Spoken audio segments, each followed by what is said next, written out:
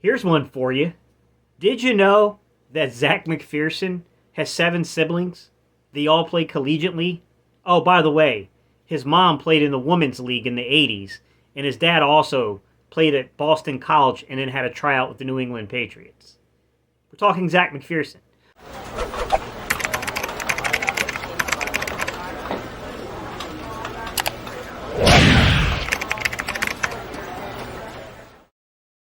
What's going on, Cerebral football fans? My name is Steven Hyder. This is Gate City Sports Channel, and today's topic, we're here to talk about ZECH MCPHEARSON. A lot of you guys have been asking me to kind of break down this defensive backfield. What goes on after Darius Slay, James Bradbury, and then Avonte Maddox? Like, how do we fill in the rest of this room? Because there's a lot of darts being thrown at this dartboard. In total, we're carrying 13 corners on the roster right now. And it's a whole lot to get through. There's a whole lot of guys to break down here. So I'm going to take it individually, break down each guy. We're going to start with ZECH MCPHEARSON. Let's go ahead and let's get into some of the background information about ZECH MCPHEARSON, some things I learned from researching this young man. To start with, I found out that ZECH MCPHEARSON is actually from the Del Mar area. So, from Maryland. Was born in Baltimore, ended up playing high school ball at Riverdale Baptist High School, which is in Upper Marlboro, Maryland. Started off at Penn State before he ended up transferring his way into Texas Tech. And a lot of family tree stuff here to go through. So to begin with, his brother Joshua played at Penn State. And you might remember Joshua because he was part of that running back field. That backfield, I should say. That was confusing to say there, guys. He was part of that backfield that included Saquon Barkley and Miles Sanders. That was Joshua MCPHEARSON.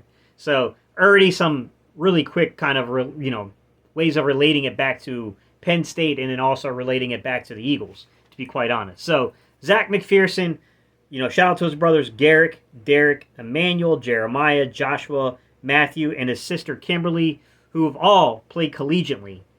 Some played baseball, most of them played football. His sister is currently playing for the University of Wisconsin at Green Bay, and she is on the soccer team. Simply put, NFL Network has an article written that says that ZECH MCPHEARSON comes from the most athletic family in the country. I'll give you guys a look at that. You guys can follow it if you want to in the description below. However, family aside, we get it. Young man comes from a very, very athletic background. He's been groomed to play football. We can tell. Let's go over what happened here. It's the 123rd pick, 4th round, Philadelphia Eagles selected him. He's in that weird position to where, of course, a team wants to see a 4th round pick develop, and, of course, this is only his second year going in, so he's going to get opportunities here. I would say out of everyone we're going to talk about over the next week or two, this is the guy I think that probably is going to get the most opportunities afforded to him to prove he's the guy just because of pick status alone. But let's break down some of the numbers here. At the combine, 4.48 40. A lot of people kind of looked at that 4.48 40 and they said, that's not really that great, Steve. Yeah, the overall number is not that impressive. It's average, to be quite honest. But you got to look at the splits. I keep telling everybody, when you scout, you don't look at that total number, right? The total number, I'm not saying it's meaningless, but it doesn't have as much meaning as people think. You got to look at the splits and know where things are happening. When you look at his 10-yard split, he put up a 1.53 10-yard split, which was actually a pretty solid time. Shows that there's some real get-up with this young man. Like, he's got a good initial start. He had a 2.50 20-yard split. 20-yard splits is kind of what you look for if you feel like a guy is having trouble carrying guys down the field. If dudes started to separate from them past about 10 yards and you're going to require a lot of safety help, the 20-yard split will kind of give you an indication of where these guys are ranking as to kind of hit that second gear, if you will. So, the underlying numbers here, this guy shows that he's got an ability. He's a quick starter, keeps engaged, and he kind of keeps going into that second gear pretty well. Good lateral, though. Good lateral athlete here. Put up a 4.03 short shuttle, which a lot of us refer to as a 20-yard shuttle. Then he put up a 6.84 drill, affectionately called the 3-cone drill. So good lateral athlete that has the ability to play on the outside, judging from the numbers. Led to his 4th round pick status, basically. Started off at Penn State, transferred out to Texas Tech, made his way to the Eagles, guys. So let's jump into some of his stuff from this season. Let's talk a little bit about how he was utilized and used on this season.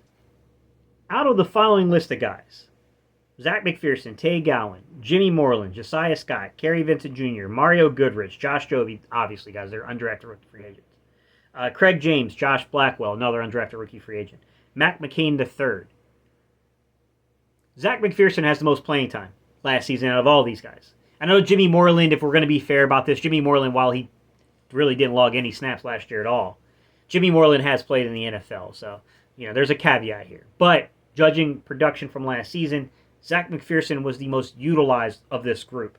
And he also played a ton of special teams. He played basically 16 out of the 17 games on special teams, and he saw his way into like 6-7 games in terms of actual active duty as a cornerback.